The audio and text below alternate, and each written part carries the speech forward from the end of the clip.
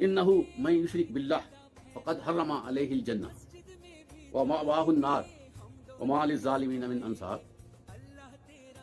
बेशक जिस शख्स ने शिरक किया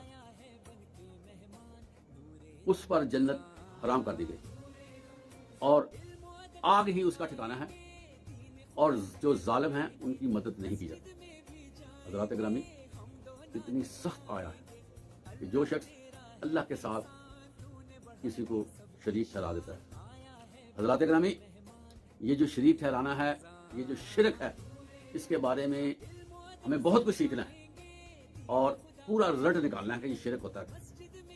अगर हम शिरक के बारे में सही कंसेप्ट नहीं बना सके तो अल्लाह ना करे हमारा जन्नत का हसूल बहुत मुश्किल हो जाए। तो जितनी भी तालीमात हैं दीन इस्लाम की, उसमें सरे फहरिस्त ये तालीम है कि इंसान शिरक ना करे।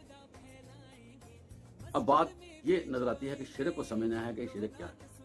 हमारे यहाँ शिरक के हवाले से डाउटफुल मीनिंग किए जाते हैं, शक वाले मीनिंग किए जाते हैं कि ये शिरक ऐसे भी नहीं है, ऐसे भी नहीं है।